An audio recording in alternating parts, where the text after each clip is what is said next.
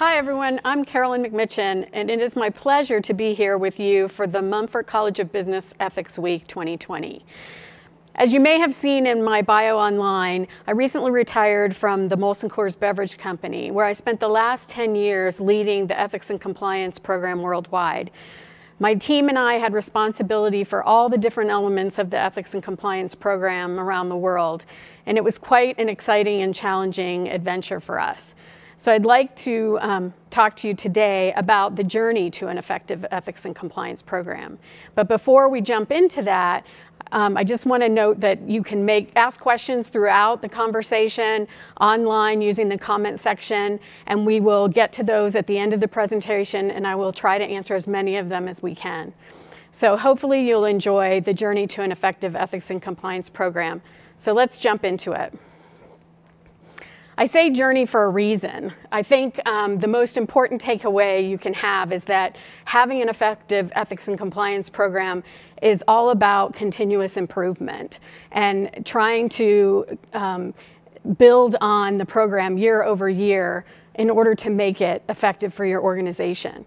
So we're going to talk today about what are the elements of an effective ethics and compliance program as set forth by the U.S. Federal Sentencing Guidelines. What's the importance of culture to that program? Culture is a key element in whether or not your program is going to be effective long term. How then do you measure that effectiveness? This is a challenge that ethics and compliance officers have faced for a very long time. We know how to put forth the different components of a program, but how do we know if they're working? So we're going to talk a little bit about that. Also, whenever I talk to students, I invariably get the questions about how did you get into this field and how could we maybe get into this field? So we're going to talk to you a little bit about compliance and careers in ethics and compliance. So what are those elements of an effective program? The U.S. Federal Sentencing Guidelines years ago put forth some guidance for organizations on what an effective ethics and compliance program should contain. And that's important because if an organization should find itself in regulatory challenges, having or being able to demonstrate that you have an effective ethics and compliance program is key to getting some forgiveness, if you will, from the regulatory agencies. So let's talk about what those elements are. Your written standards. They say that a company should establish standards and procedures to prevent and detect criminal conduct. So those are things like a company's code of business conduct, their policies, procedures, any guidance that they've put forth for employees to follow, set forth expectations of behavior in the organization. The program structure and responsibility is important. There must be someone that maintains oversight of the program at a senior level of the organization and reports to senior management and the board of directors about what's happening in the program. So those are things like, where does the compliance officer and the ethics and compliance team sit in the organization? Do they have an appropriate seat at the table? Do they have a charter that outlines what their responsibilities are? And are they able to reach out to the board of directors or the audit committee of the board? Do they report to the chairman of the audit committee? Or do they report lower down in the organization? Those are all things that are important to make sure that the program can be independent, objective, and effective. Oversight or tone from the top. I think tone from the top gets thrown around quite a lot in the business world, but it's critically important that the people at the top set the right tone for establishing an ethical culture in the organization and to establish how important it is that ethics and compliance be a key part of the foundation of the organization. Obviously, everyone knows we're supposed to follow the law, but sometimes there can be challenges around that in an organization. There can be pressure to achieve business targets, and people might feel like there's a little bit of wiggle room. And you want to make sure that the tone of the top is right around that. Due care. An organization has to take care in delegating authority. You don't want to give important responsibility to someone who doesn't share those values in the organization. You also don't want to have business partners that don't share those values. So making sure that suppliers or other third parties that you work with or who work for you on your behalf share those values and follow those same practices. Training and communication. Employees get training on all kinds of different things they need to know to do their job, but training on these particular compliance risk areas is also important. And making sure that that training is tailored to those employees rather than giving something very generic or off the shelf that doesn't really resonate with those folks. Are the scenarios in the training useful to them? Do they help them know how to apply these concepts to their work? Are they relatable to them? Communications throughout the year should reinforce those messages as well. And you should train at all levels of the organization. Just because somebody can't take online training because they work on a shop floor doesn't mean they don't need some kind of training. So making sure that people get what they need when they need it. Auditing and monitoring. Again, this is a little bit about making sure that the program is working. Monitoring and auditing can take many different forms, from traditional internal audits to tools like ethics and compliance helplines that give you feedback about what's going on in the organization. But it's important that you make efforts to identify what is happening in practice. And then enforcement and discipline. Do we provide incentives for people to do the right things? Do we reward the right behavior? And then do we respond with appropriate discipline when somebody acts outside of the code of conduct or doesn't follow a practice that we expect them to? So these are the primary elements of a program. But again, I said culture is critically important. And recently, this year, the Department of Justice came out again and said how important this issue of culture is to an organization. Many companies in the past who have found themselves with compliance challenges had all of those elements I just talked about. They had all those different components in place. They had policies and procedures, they did training, but maybe they still had a compliance failure. And why is that? Oftentimes, that's a result of the culture, in that people aren't actually putting or operationalizing those things into practice on a day-to-day basis. So what has the Department of Justice said? Prosecutors should assess whether the company has established policies and procedures that incorporate the culture of compliance into its day-to-day operations. So again, do we have policies and procedures in place? Do we have training in place? All of those elements, how are they incorporated into the day-to-day operation of the business, rather than just put on a shelf? Effectiveness of a compliance program requires a high-level commitment by company leadership to implement a culture of compliance from the middle and the top.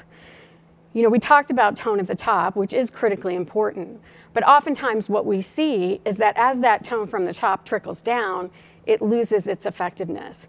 It's important that we also have tone in the middle. Sometimes you'll hear compliance officers refer to the mushy middle, and that's because things sort of get a little more vague or a little more challenged when they get to the middle management part of the organization. So it's important that we focus on that as well. Beyond compliance structures, policies, and procedures, it's important for a company to create and foster a culture of ethics and compliance with the laws at all levels of the company. Again, making sure that everybody at all levels of the company knows and understands what's expected of them, and they know how to carry that out in their day-to-day responsibilities. What about the importance of culture to investors? Recently, that has become a bigger topic of conversation. It is considered one of the biggest value drivers in an organization, and we'll talk about why that might be. What are the benefits? So we talk about ethics and compliance, culture, culture of compliance, ethical culture. Also, people use the term culture of integrity. And Gartner has done quite a bit of research in this space to understand why should we care about culture of integrity? Obviously, it's the right thing to do, but sometimes it can be challenging to sell this in an organization where they haven't experienced a challenge, a compliance failure, something that really brought the regulators' attention to them. So it's incumbent on the ethics and compliance team to help the business understand how this is not only the right thing to do, but how it's also good for business. So here's some examples. Companies who show a strong ethical culture or culture of integrity demonstrate fewer instances of misconduct in the organization. Employees in high integrity cultures are 9 times less likely to observe significant instances of business misconduct than employees in low integrity cultures. So that's really important, obviously. We want to see less instances of misconduct. When they do see instances of misconduct, they're more likely to report what they've seen. So employees in strong cultures are 1.5 times more likely to report that they've observed misconduct.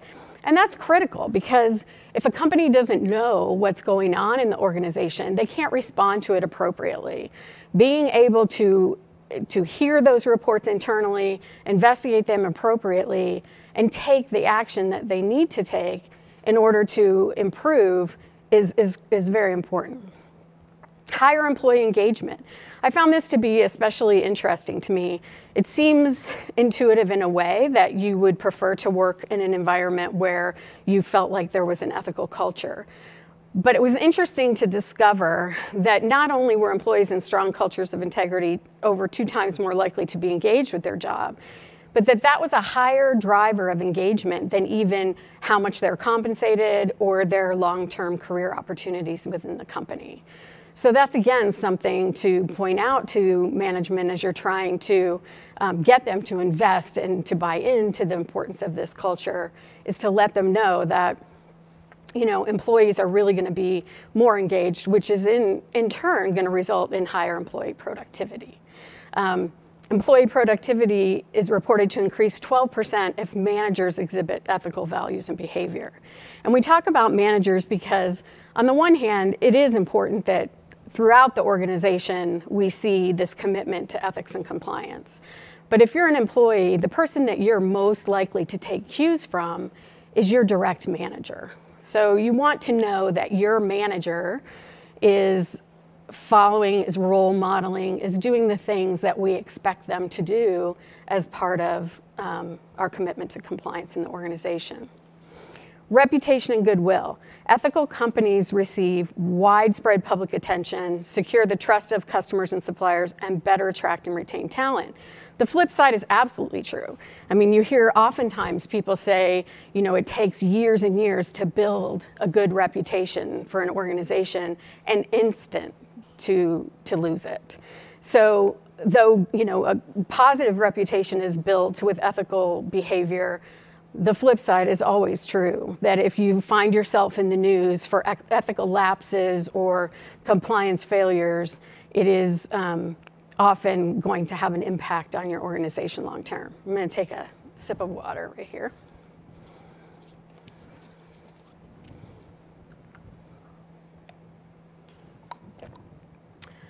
Probably the most influential piece of this is the fact that companies who have this culture of integrity or a strong commitment to ethics and compliance experience longer-term positive financial results. And if you look at a measure such as 10-year total shareholder return, companies in the top quartile of integrity cultures are on average 9.5 times or 9.5% higher than those in the bottom quartile.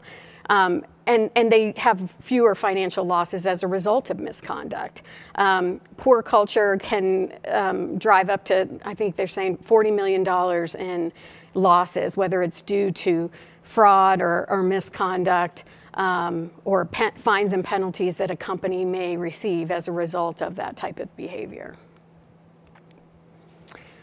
So culture can sometimes seem kind of nebulous, and it's hard to put your fingers on what creates culture in an organization. All of those elements that we talked about at the beginning contribute to culture or to establishing a culture in an organization. But again, Gartner has done some research that really digs into what are those key components of a culture of integrity that drive behavior or that can actually influence culture in an organization. And they came up with these 7 areas. So first and foremost, I would say, is comfort speaking up. Well, what does that mean? So comfort speaking up means that your employees feel comfortable to speak up on all matter of issues. So they can push back on senior leadership, they can kind of challenge the expected and raise issues or concerns in the organization without any sort of fear of retaliation. That managers in the organization create environments where that kind of open interaction is expected and is looked on positively. Comfort speaking up is an area that many companies constantly survey employees about to really understand whether those issues of concern will bubble up to the right folks so that they can respond to them. So it's a critical measure. Organizational justice is a term that probably many people are less familiar with. I know the first time I heard it, I thought it was kind of unusual. But when you think about the concepts of it, it's really clear. What it means is, does the organization practice justice in a way that's consistent throughout the organization, regardless of who you are and what your role in the company is? Do they respond to acts of misconduct consistently? So, you know, when something comes to light and you have an employee who has acted in a way that's outside of your code of conduct and that you find to be unacceptable, do you react in the same way with discipline as you would regardless of where they sit in the organization? So whether they're a vice president or whether they're somebody lower down in the organization, whether they're a high performer or whether maybe they're challenged in or just average in getting their work done. So it's really critically important that employees believe that these rules apply to everyone in the same way, and that they will all be treated in the same way, whether the behavior is good or the behavior is not so good. Tone at the top we've talked about. What does that look like in practice? You know, do leaders in the organization message the importance of this throughout the year? And oftentimes it's important to message it at times when you're not just there doing a compliance training. You know, obviously a lot of the compliance trainings are kicked off by leaders in the organization who talk about their importance. But it's also important that leaders message the behavior throughout the year. When you're doing business planning, for example, when you're talking about challenges that you're facing in the business, you know, making sure that everyone understands that we're going to do things the right way regardless of the challenges we face. And I think that's especially important now, I think, as a lot of companies are facing challenges due to COVID and other, you know, business, you know, economy type challenges. Do people understand that we still have to do the right thing, that we can't take shortcuts to achieve business results? And that's really tone at the top in action, making sure that people see that repeated and that they hear those messages over and over. And again, it's just as important that that tone filters down to the middle and folks hear that throughout the organization consistently. Trust in colleagues. This is, you know, obviously you want to feel like you trust the peers in your organization. You trust the people that you work with. And, you know, sometimes, you know, you need to be certain that that trust means that those people value honesty and ethical behavior above their own progression in the organization. You want to feel that everyone is committed to the same thing, and you trust that they're going to take the appropriate actions. Direct manager leadership. I talked a little bit about, you know, a lot of times, you know, companies leave the conversation around ethics and compliance to the ethics and compliance team, to the chief compliance officer, to senior people in the organization. The training gets conducted either online or in person, but usually by people from the ethics and compliance team. And what matters most to most employees is what their direct manager does. So if they see their direct manager role modeling the appropriate behavior, that's going to be much more impactful on them. So, you know, a good organization will equip those direct managers with the tools they need to make sure that they're able to message the right things, that they're clear on role modeling the right behavior, that they listen to their employees, that they create an environment of openness and transparency. You know, we've had leaders in our organization in the past talk about stories of things they've experienced that impacted them one way or the other from a cultural perspective. And some things like knowing that your direct manager has cheated on their travel and entertainment expenses, though it may be a minor infraction, but they expensed something that was personal in nature, really sets a tone for the people that work with them. You know, they no longer really trust them, or they think if he's not or she's not doing it, why do I need to do it? And something as small as that can be red flags that, you know, the culture is not what it needs to be, and that can send, you know, a really negative, or have a really negative impact on people that they interact with. You know, the flip side of that is somebody who does the right thing in a really difficult situation. You know, you're trying to open new business in some part of the world, and you have a great opportunity maybe, and you see that as really being impactful to your business in a certain part of the world. But in order to do that, you're hearing that there are going to be quite significant compliance challenges in that market, and that you may not be able to do that without participating in bribery or something. And a leader, you know, clearly making the point that, you know, we're not going to do that, and whether we'd be found out or not, we're not going to do that. It's not the right thing to do. And maybe walking away from a significant business opportunity sends a huge message to the organization that we really mean what we say about this, and that, you know, it's not just lip service. We're really walking the talk around it. Clarity of expectations. I think people, you know, we have a code of conduct. Most organizations, or all publicly traded organizations, should have a code of conduct, which really sets forth the expectations for employee behavior in an organization. But how do we do that? You know, is it a values-based approach? Is it a risk-based approach? But how accessible is that to employees? Do they understand what's expected to them? That's really critical. I think you want to make sure that you've established that with everyone so that they know. And there's many opportunities and ways that which you can reinforce that, and we'll talk about that a little bit later. Openness of communication. And this is really two-sided. So it's openness of communication. We talked about comfort speaking up. We want people to raise issues. But openness of communication is really more about trust and transparency, honesty from leaders in the organization.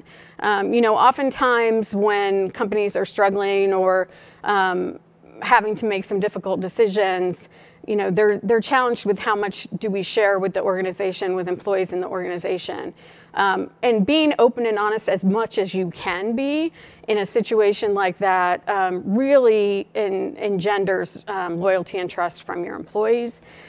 Also, you know, just making sure that the environment is such where people are comfortable doing that in both directions is critical, and making sure that folks then are rewarded for being open and honest with their communication in the organization. So, you know, all of these things I think make sense to most of us, but how do you measure whether this is happening? How do you go and determine whether your program really has been effective? And I think this is an area that compliance officers have struggled with for quite a long time, because, you know, we can talk about things like how many people have been trained. That's really easy. There's quantitative measures out there, and those are important measures. How many reports have we received through a helpline? All those kinds of things are critically important, but there may be more that we need to dig in a little deeper to understand if this is happening in the way that we'd expect it to. So there's 3 questions that the regulators of the DOJ have put out there and said, you know, when you're trying to measure effectiveness of the program, you need to be able to answer these questions. Is the program or the compliance program well designed? Is the program being applied earnestly and in good faith? Does the compliance program work in practice? And we'll talk about how we might look at that next. So is the compliance program well designed? You know, when you talk to folks in different organizations, compliance programs vary significantly depending on lots of factors for an organization, but primarily around risk in the organization. So it's very critical that an organization or a compliance program has an effective risk assessment process, because not all programs aren't one size fits all. And you know, we used to talk a lot about having a program that's fit for purpose for your organization. And what does that mean? You know, everyone doesn't have the same budgets, everyone doesn't have the same resources devoted to a program. So you really want to make sure that you're focusing your program on the areas of greatest risk in your organization, and that you understand what those risks are and where they are so that you can tailor things accordingly. So a risk assessment process that's well defined, that looks at not just risk to the business like an enterprise risk management process does, but underneath that, what are the particular compliance risks or culture risks that an organization faces, and in all of their areas around the world where they do business. So understanding those risks, prioritizing those risks, and then determining action plans against that risk is very important. So a good risk assessment process really informs what your compliance program is going to look like. Policies and procedures. You know, we talked about the code of conduct, policies, procedures. I think everybody knows what those are. Is your code of conduct focused on driving the right behaviors? Is it a culture or a values-based document versus a rules-based document? Is it accessible to people? Does it provide them the information they really need to do their job effectively? One of the things that I do with clients today is benchmark their codes of conduct and take a look at that against best practices or against peers in their industry or companies who are on the world's most ethical companies list, to really make sure that we're setting, again, those clear expectations for employees.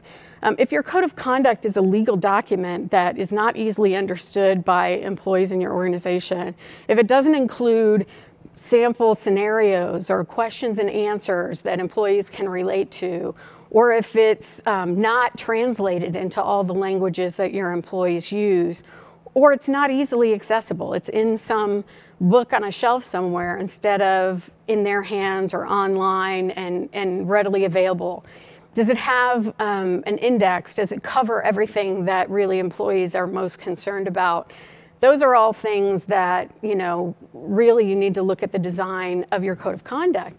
And then following suit, your policies and procedures. The code of conduct is usually a much more high-level document that talks about the company's position on a variety of topics.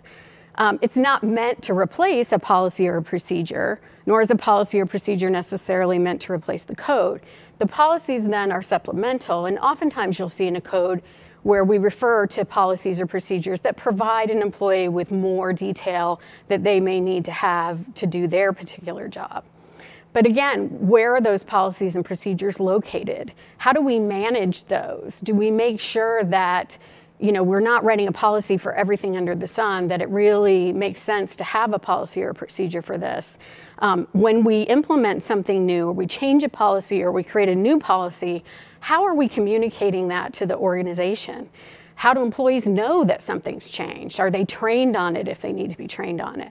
Those are all important things to consider when you think about the design of policies and procedures. Training and communications. I touched on this at the beginning, but I think really where folks maybe miss the boat here is you know, there's always a challenge between cost and benefit of training.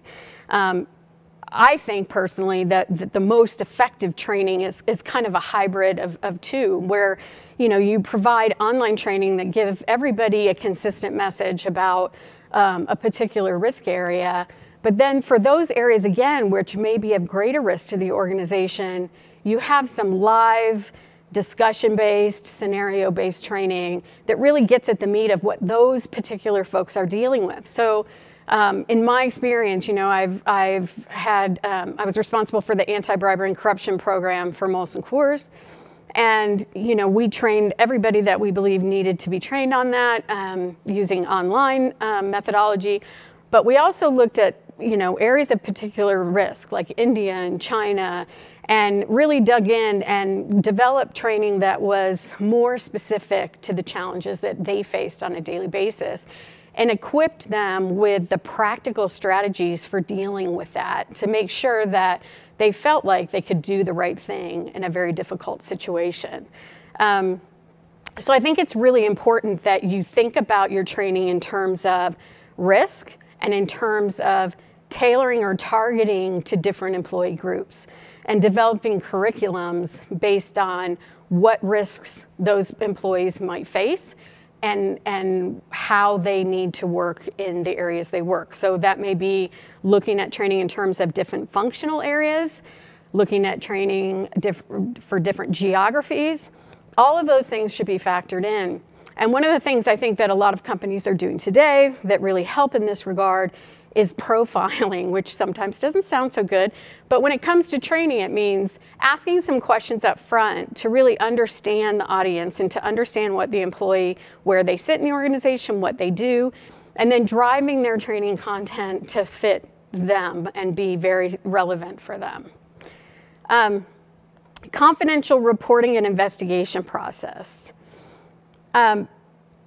Companies today, most companies today, publicly traded companies, have a hotline or a helpline for employees to be able to raise questions or concerns confidentially or anonymously if they choose to, using a tool or a third-party provider that allows them to do that through the internet or over the telephone, so that they can speak to somebody, they can answer questions, they can raise concerns.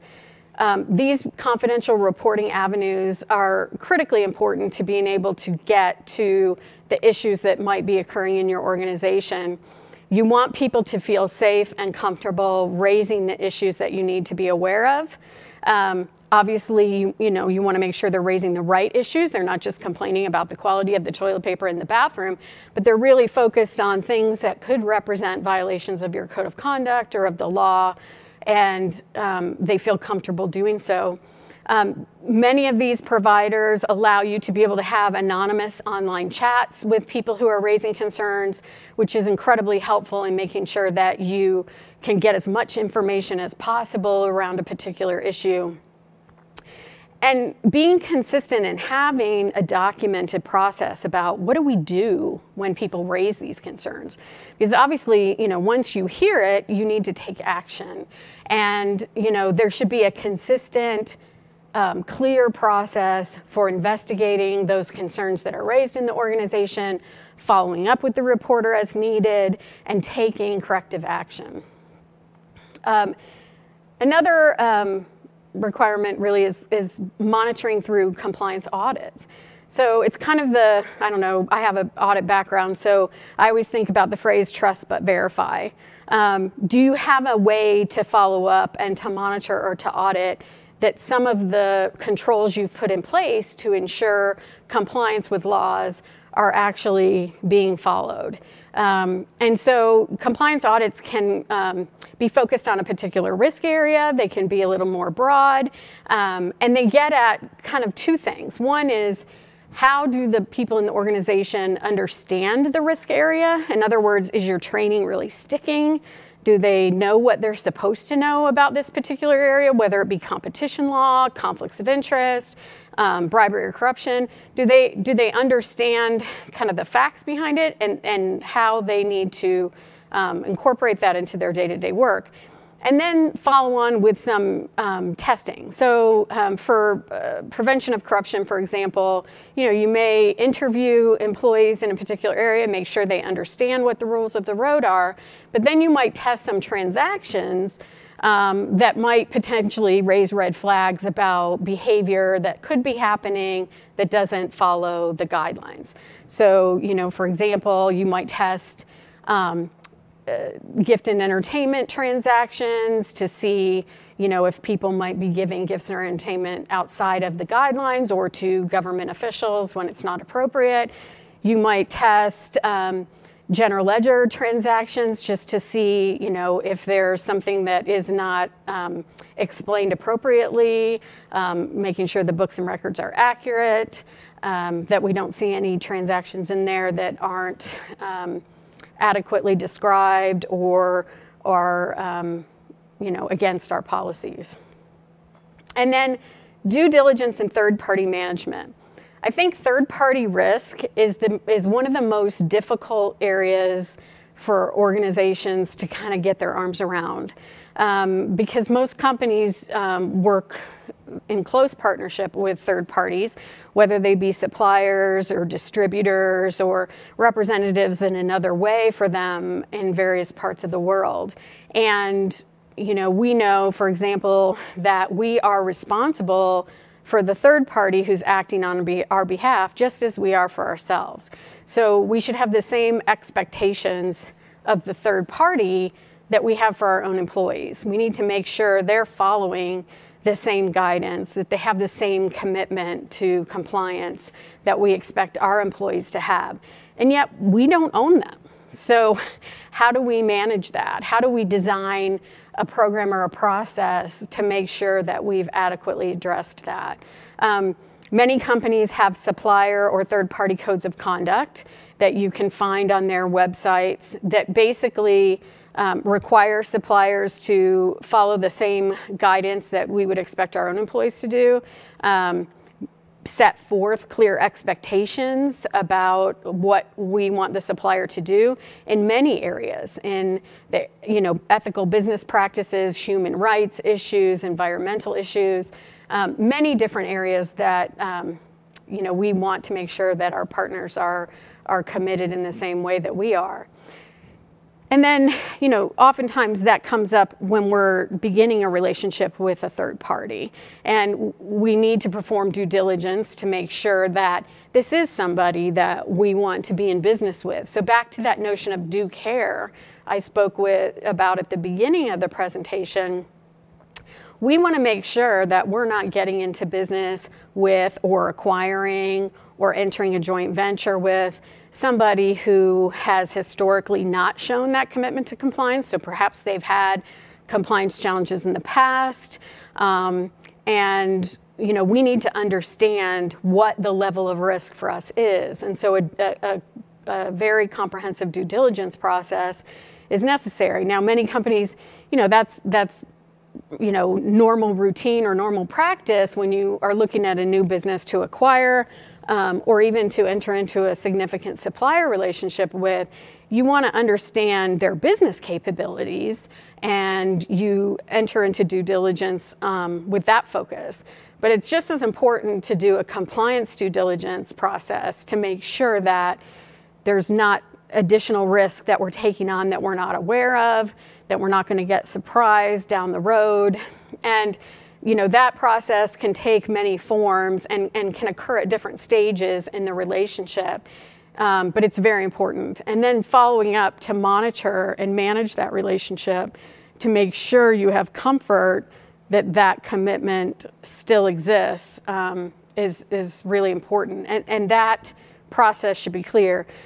Part of that due diligence is checking for sanctions that the U.S. government may have against that organization and other publicly available information to be able to determine, what the risk level in entering into business with this company is.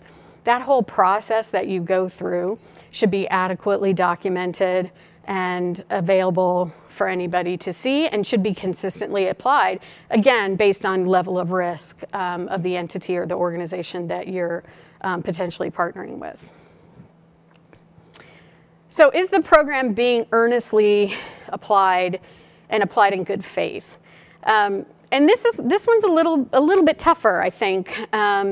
But there are some things that you can look at. Again, I keep talking about tone from the top or from the middle, because that really is critically important to making sure that you have that. And that's a way of measuring that can be employee surveys.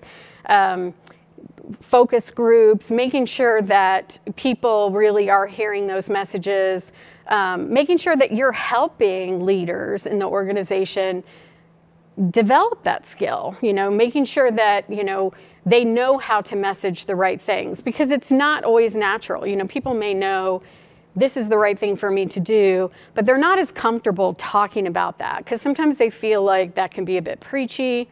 They want to know, how do I communicate this in a way that's effective and that impacts in a positive way the culture. So making sure you have things in place to help them to do that. Organizational authority and independence is by far one of the most important things when you're considering a role perhaps in the ethics and compliance organization.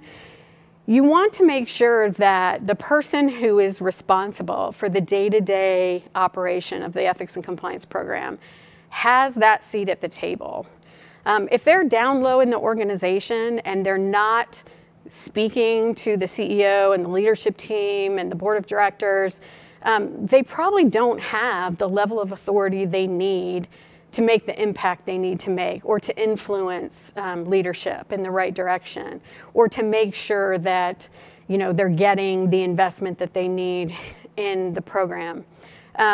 It's really important too that that person has some level of independence, and a good way of ensuring this is to make sure that the ethics and compliance program has a charter between themselves, leadership in the organization, and the audit committee of the board, or whichever committee is responsible for the program. Those types of charters really lay out clearly the roles and responsibilities of each of those groups in providing resources for the program, in providing direction to the program, in ensuring it has adequate scope, and making sure that there is an independent avenue for the person responsible for ethics and compliance, if necessary, to go directly to the board of directors with a concern rather than through the chain of command. You'll see lots of different organizational structures. Many times the chief ethics and compliance officer might report to the chief legal officer or the general counsel of the company. There's a school of thought that that creates a bit of a conflict of interest, because the general counsel's job is to protect the company, and the ethics and compliance officer may sometimes need to raise issues that could potentially be harmful to the company from a legal penalty standpoint. So there's lots of different points of view on that. I think you're seeing a trend towards people being much more independent, either being part of a risk organization or reporting directly to the CEO or to the chairman of the audit committee, which I think is, as I said, really important to make sure you have that independence and ability to speak up in a difficult situation. Resources is another key area. Again, one size doesn't fit all. It's really good to benchmark against peer companies in your same industry or of your same size and geography to get an understanding of how much money should I have devoted to the program, as well as how many people and where. Making sure that we're not shortcutting that, because it's very, very difficult to have an effective program in place when you have very few people to run it. Obviously, ethics and compliance is not just the responsibility of the ethics and compliance team, it's everybody's responsibility in an organization. But you need to have adequate resources to support the organization, make sure they're getting the proper training, make sure that you're able to communicate on a regular basis, that you can follow up on issues as they're raised, that you can travel to the different locations to understand the risks that face different parts of the business. So adequate resources is very important, and it is something that the government would look at and try to measure if they found you in a difficult situation. Incentives and discipline. We had a CEO in the past when I was at Molson Coors that said what gets measured gets done. And so in this category, I would also put performance criteria. So making sure that people understand that it's not just about what they achieve in the organization, but it's also about how they achieve it. Because you can be a sales guy that hits all your numbers, but if you've cheated your way to get there, you should not receive the same performance evaluation as somebody who's done it the right way. So I think making sure that this is embedded in whatever performance management process you have is very important. Other incentives can be awards or recognition programs that you might have in the organization to sort of highlight the right behavior.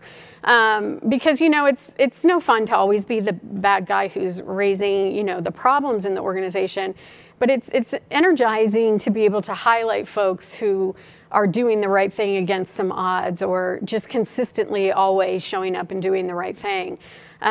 And so these incentive programs can take many forms. You can have a formal program. I know a lot of companies have a formal awards program where people submit stories or individuals and their actions to be judged by a panel and to be recognized.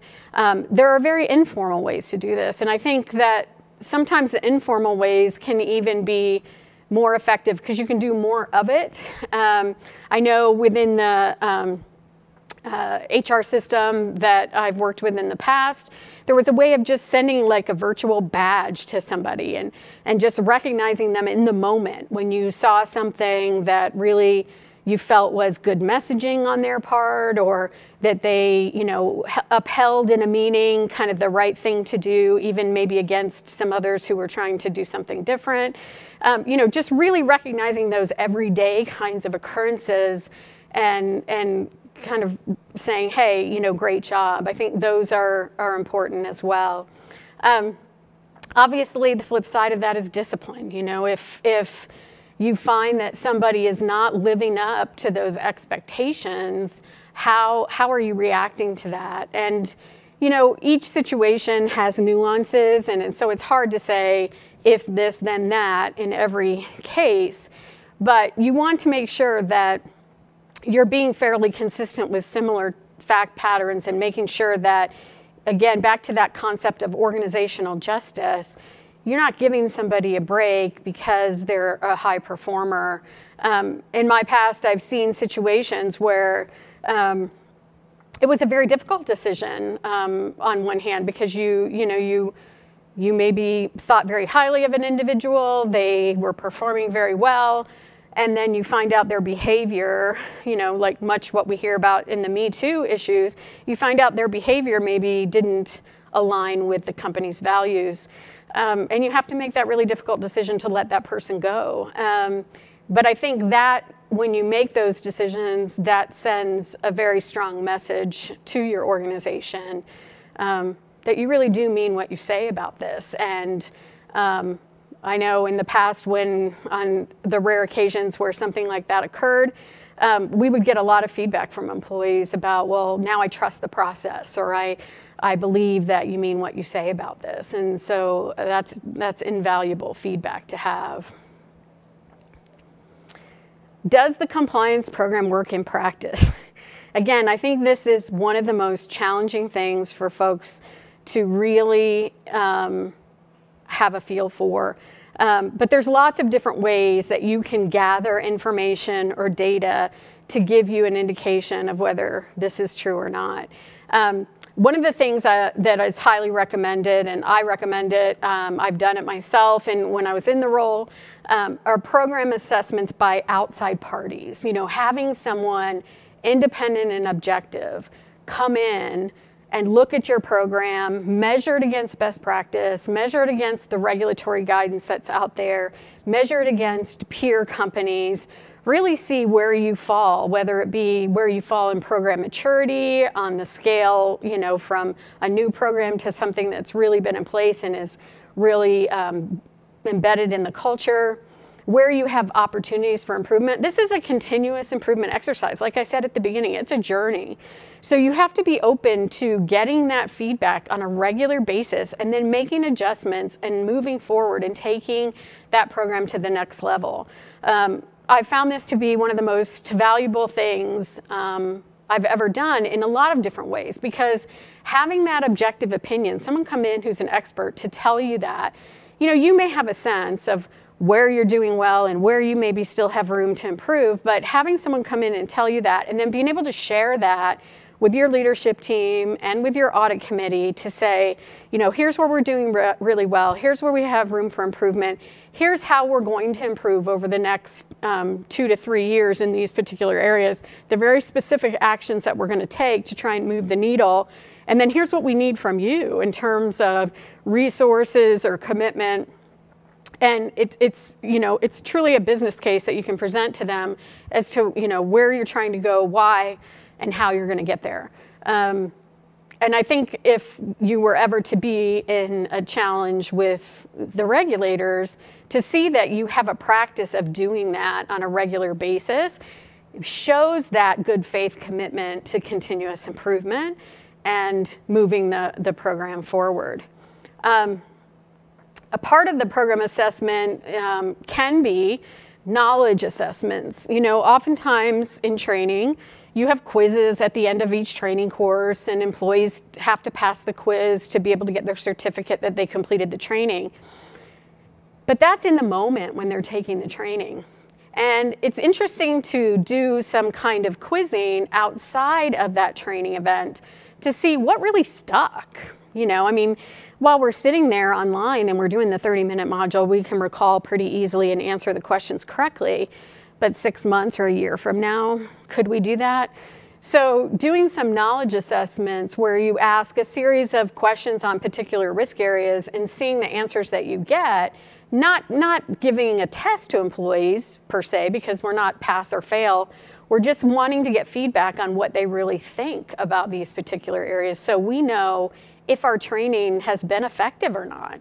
Do they recall having the training? Did the training have an impact on them? Did it change their behavior? Did it cause them to question something that was normal practice in the business that now they think maybe should be different?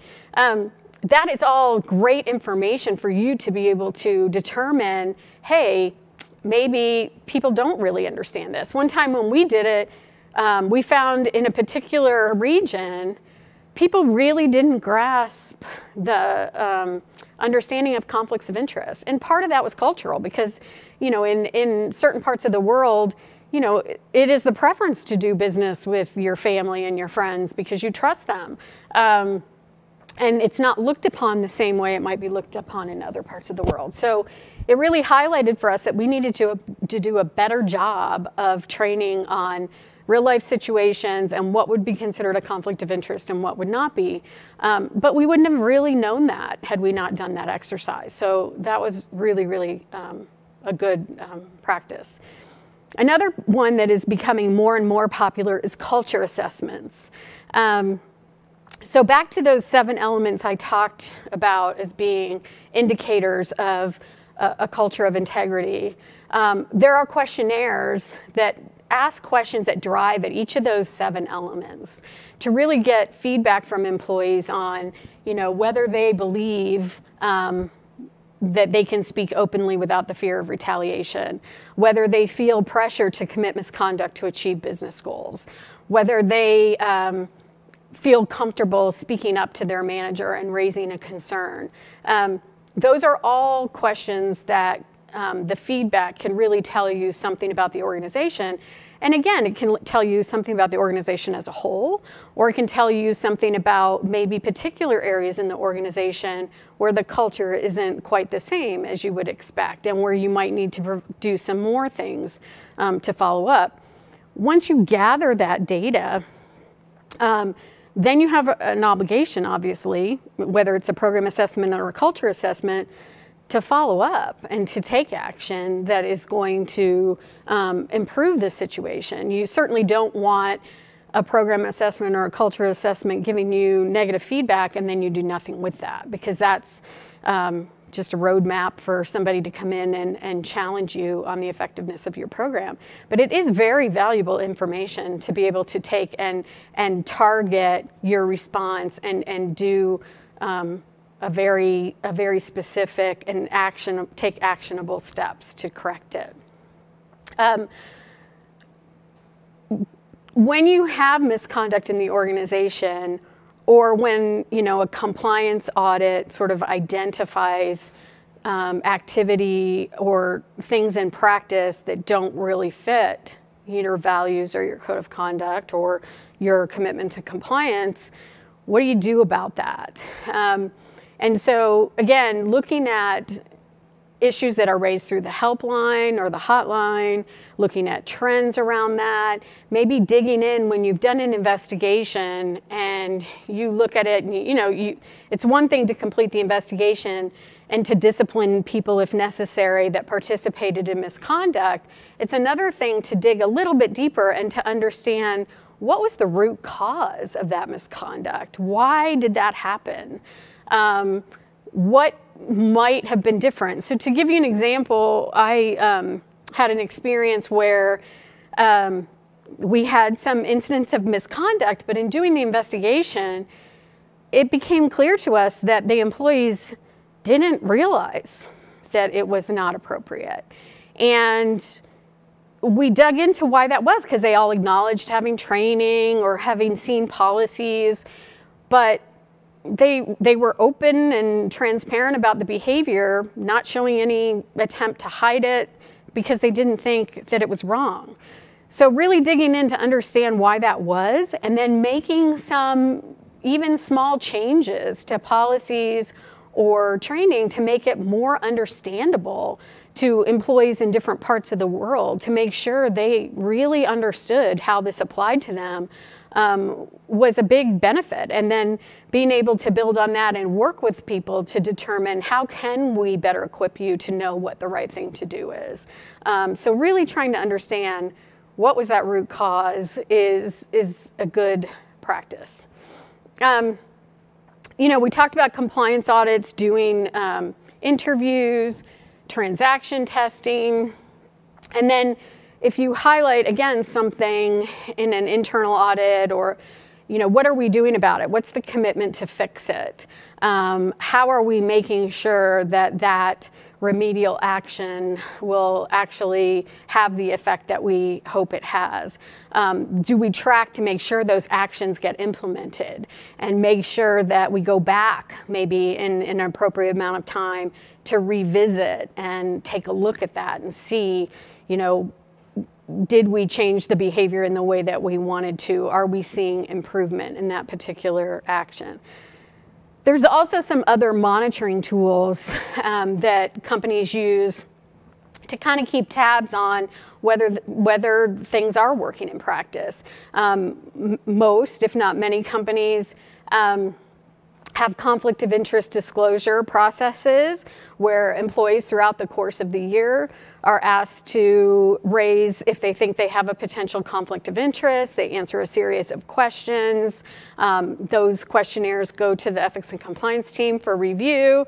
And that can be an indicator. I know we implemented an online version of that years ago, and we started to get a lot of submissions that really weren't conflicts of interest. And so that was good on the one hand, that people were trying to submit and do what they were supposed to do, but also told us something about our communication, our training maybe wasn't as good as it could be to make sure people understood what the issues were. Another monitoring tool that many companies use are online gift and entertainment disclosures. So, you have gift and entertainment policies, you have certain policies regarding gifts and entertainment with public officials or government officials. You may have different policies or guidelines for, private parties, third parties that you interact with, suppliers and such. And you may have limits on gifts given or received in any of those situations. Obviously, you may require pre-approval if there's any high-risk activities such as those with public officials. And that's an avenue where if people are disclosing those kinds of activities, it's another avenue for the ethics and compliance team to take a look at trends, understand how often are people going outside our guidelines, are people never really seeking pre-approval, yet we know these situations might occur, comparing that with like T&E submissions. So those are all different ways that people can sort of monitor or audit to see if employees are following these practices in real life. So every time I talk to students, they ask about how do I get into this field? And I will say that it has been a very exciting field for me, very challenging. I've been focused on this for the last 10 years. Prior to that, I did a little bit of this, and also I was in the internal audit functions in various companies.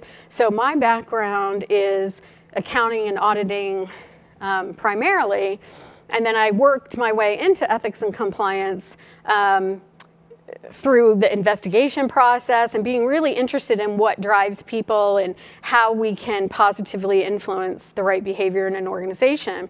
I think early on in the profession, most people came from sort of a legal background because they were looking at legal compliance, compliance with the law.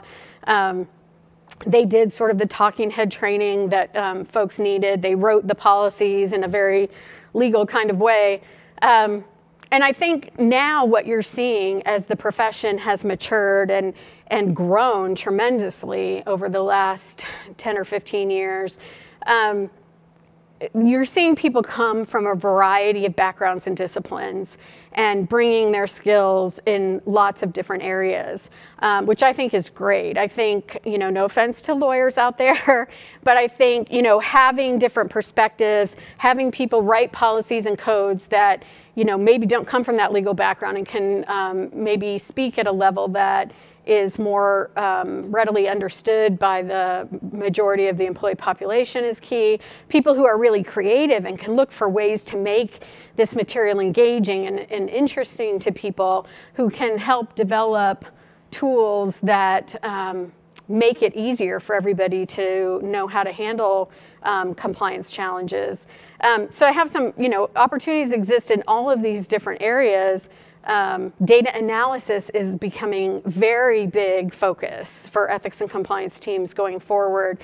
Trying to gather pieces of information that can give them a hint at what's really going on in the organization. Back to that whole idea of how do I measure effectiveness? What am I seeing happening? What can I take away from these different areas to know what's working and what's not?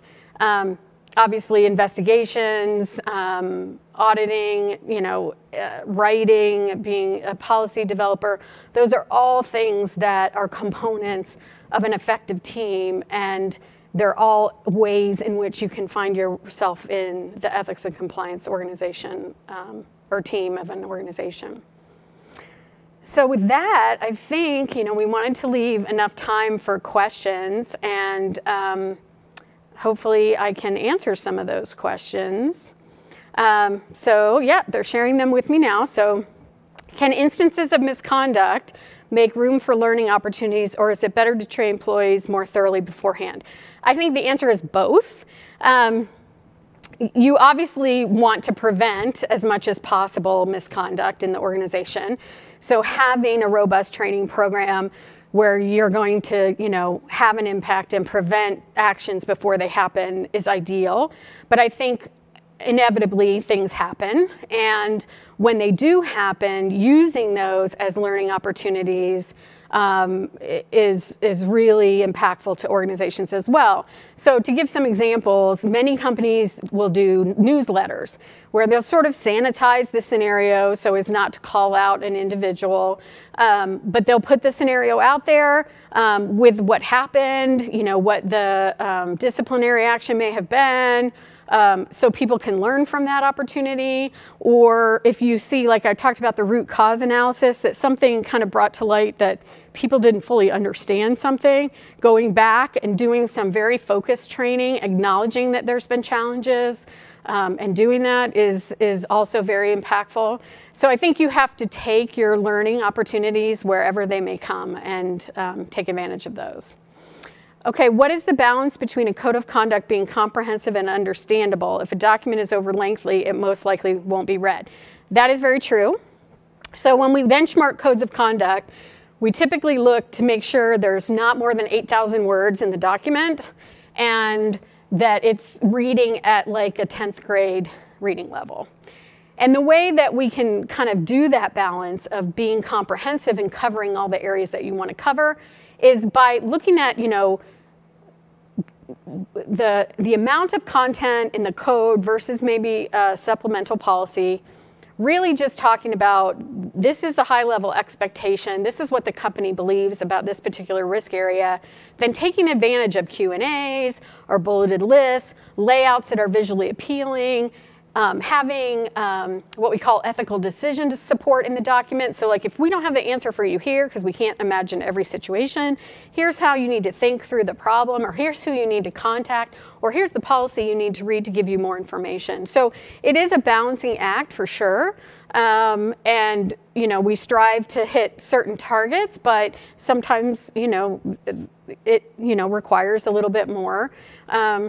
But I think that's the key, because if it's not visually appealing, it's not easy to find the information you want, nobody's going to look at it. I think I can't see question number 3. You went ahead.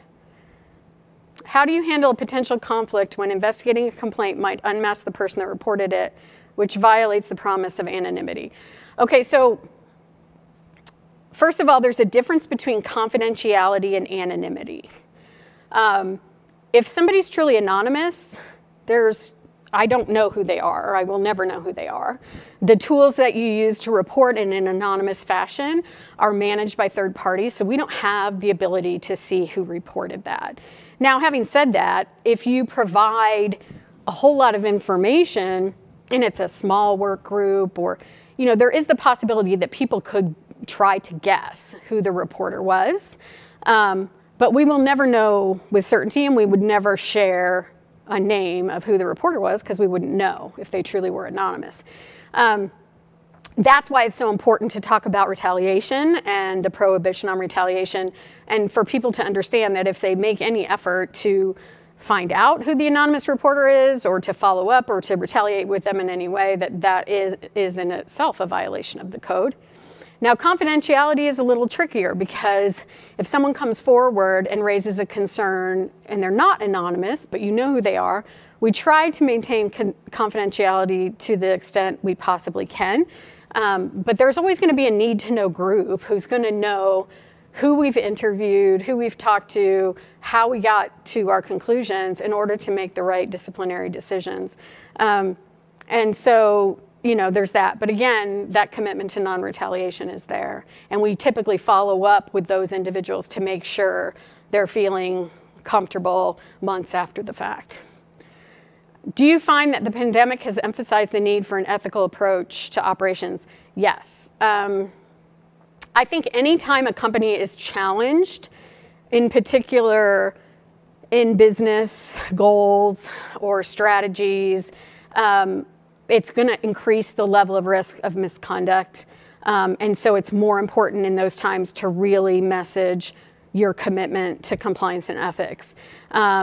Individuals may be less likely to raise concerns also in that environment, because they're concerned about maintaining their positions, they're concerned about potential retaliation.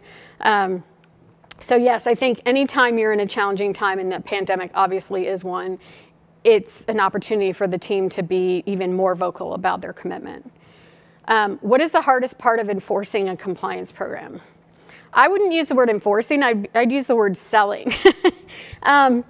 I think the biggest challenge I think that folks face is if you're in a company where they haven't experienced the really negative side of a compliance failure or a challenge. In other words, they've never been in the news for a problem. They've never had to go in front of the government to defend themselves. They've never had fines or penalties weighed against them. They can have a little bit of a false sense of security that this isn't going to happen to us, and our people are all doing the right things, and we don't need to worry about it. And that's just not the case. And so making sure that you can help them understand how important having this infrastructure around doing the right thing is. I think everybody knows or wants their people to do the right thing. It's just, it costs some money. It has resources attached to it. Sometimes the resources are challenged because you would rather put those on the front end of the business with sales or marketing or something else. So making sure they understand, back to the earlier slides I talked about, where it's not just the right thing to do, it's good for your business. sometimes ethics and compliance people have to be salesmen with the leadership in their organization to say, look, this isn't just a nice to have thing. This will improve shareholder return. This will improve employee engagement and therefore lessen turnover. This will do all these other things that are good for the business. And so I would say that's sometimes the biggest challenge, is getting the buy-in and support that you need when they haven't experienced sort of the downside. Given the nebulous nature of progressive workplace ethics, how do you keep current with changes or updates to ethics principles? That's a really good question. That can be very challenging. As you know, things are changing all the time. The last couple of years, data privacy has been a huge focus area. And so you really do need to stay connected. I think obviously, reading what's going on in the world, what's happening on the regulatory landscape, but also networking, being involved in professional organizations, talking to people who are similar in your role and in your industry, who are dealing with the similar challenges, working with outside counsel who might be able to provide up-to-date information on new things coming down the pike from a regulatory standpoint. So there's that whole compliance focus, but then there's the cultural or the ethics focus, which is kind of paying attention to what's going on in the world. The Me Too movement, the big focus on diversity. Those are some things that have shifted the way ethics and compliance teams talk about certain things in their organization. Again, that holistic cultural view, you have to look at what's going on socially and how that may impact your program. I've been doing, as I said, code of conduct benchmarking for organizations. And one of the things that I'm repeatedly recommending is a bigger emphasis on diversity and inclusion in their codes. And perhaps expanding in the harassment area. The difficult political environment we're in now, and people not being civil with each other, and bringing your political views to work has been a challenge, I think, for a lot of companies. And so helping them to kind of navigate those things, you just need to keep your ear to the ground. And that's not just in North America, that's all over the world. There's challenges like that all over the world, and you need to have people that can keep you plugged into that. So I think that was our last question. And so with that, I just want to thank you all very much for allowing me to participate and for your participation today. As I said, it's a pleasure to be involved in Ethics Week, and I hope that you found some benefit in our conversation today. So thanks very much.